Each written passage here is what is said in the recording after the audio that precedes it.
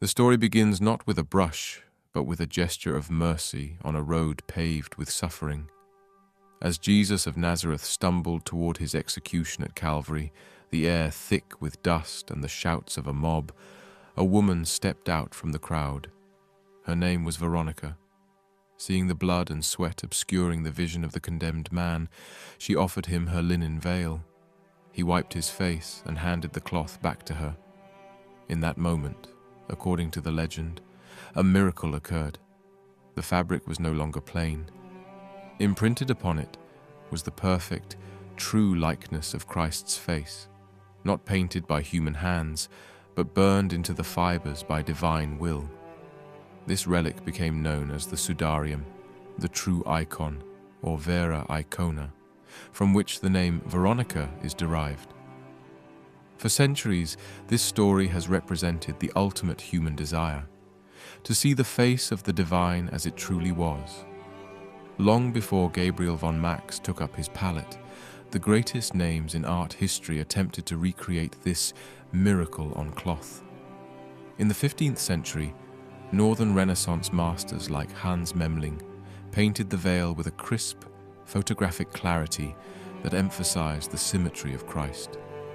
By the 16th century, the great El Greco gave the motif a ghost-like, spiritual energy, with the face of Christ appearing to float within the veil's folds.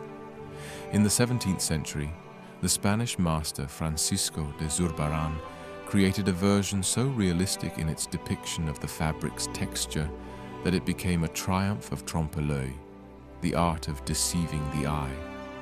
Each century added its own layer of theological and artistic weight to the image, setting the stage for a 19th century interpretation that would shock the world. By the 1800s, the heart of the art world beat in Munich. Here, we find the Czech-born Gabriel von Max. He was a man of intense, dark curiosity.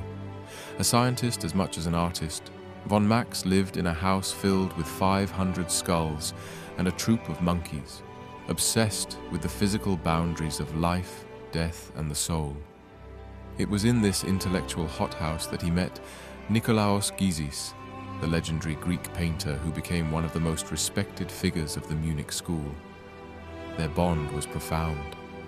Gysis, who captured the Greek spirit in his paintings, shared a studio lineage with von Max.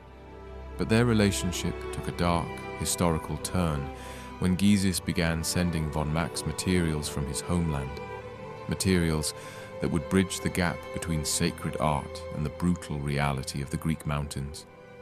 While Gabriel von Max was exploring the macabre in Munich, his close friend Nikolaos Gysis was becoming the definitive voice of the Greek soul in European art. Gysis wasn't just an observer, he was a philosopher of the brush. His career is a fascinating journey from the tangible world of Greek villages to the ethereal realms of the spirit. In his early years, Gysis became a superstar of the Munich school with his genre paintings, vivid, realistic scenes of Greek life. The Secret School, to Crypho Scolio. Perhaps his most iconic work, depicting a priest teaching children by candlelight during the Ottoman occupation. It captured the national identity of Greece with a dramatic use of light and shadow, chiaroscuro. The Children's Engagement, a charming yet socially sharp look at Greek traditions, showcasing his academic precision and ability to paint human emotion. As Gysis aged, his friendship with von Max and his own growing spirituality moved him away from everyday scenes toward symbolism. He began to paint ideas rather than people. The Archangel, a powerful, towering figure that feels both celestial and terrifying.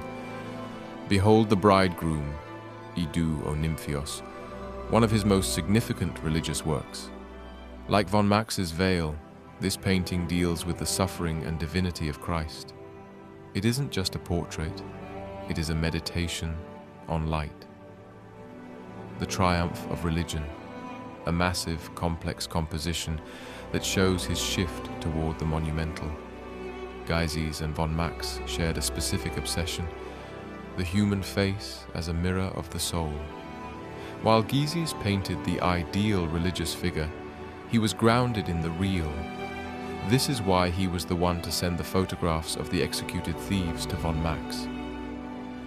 In 19th century Greece, the mountains were ruled by brigands, outlaws who lived by their own code.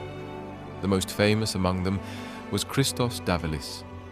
Davalis was a figure of romantic legend, rumored to have been the lover of the Duchess of Plaisance, Sophie de Marbois-Lebrun.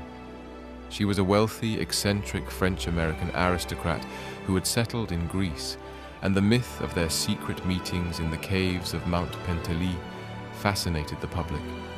However, the king of the mountains met a grisly end. After a fierce battle with the gendarmerie in 1856, Davalis was killed. Following a morbid custom intended to deter crime, his severed head, along with those of his gang, was brought to Athens and placed on public display on Easter Sunday. Nikolaos Gysis witnessed this and obtained photographs of these cut heads. The photographer who took them was running a profitable business, advertising these gruesome images in newspapers for collectors across Europe. Gysis sent these photos to von Max. When the painter looked at the dead face of the outlaw Davalis, he didn't see a criminal. He saw the calm state and the peace of a man who had finished his suffering. The face of the thief Davalis became the model for the face of Christ. Gabriel von Max's The Veil of Veronica is a technical marvel. He used 14 different shades of pigment to create a face that feels as though it is emerging from the cloth itself. The painting gives a profound feeling of calm and peace, a radical departure from the agonizing depictions of the past. But there is a mystery that made this painting a global sensation, a haunting optical illusion. From a distance, Christ's eyes appear tightly closed in death.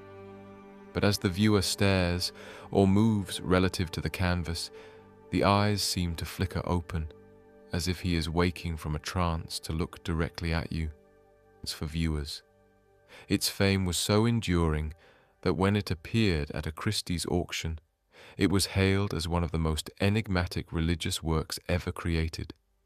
As we move into the modern era, the veil has evolved from a sacred relic into a ubiquitous cultural motif.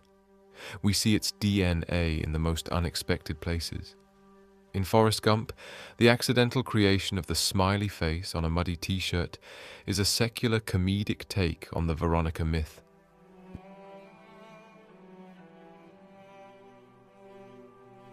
Even today, we are obsessed with facial imprints, from the Shroud of Turin to digital face mapping. But perhaps no one captured the intersection of the holy and the horrific quite like Gabriel von Max. By taking the face of a hunted outlaw and turning it into the face of God, he reminded us that even in the most tragic of human ends, there is a search for peace. To truly capture this mystery at home, the right frame is essential. Whether you choose Gothic wood or antique gold, it changes the painting's soul. Click the link in the description to see what you think fits best. If you enjoyed this video, like, share and subscribe for more of this kind. Thank you for watching.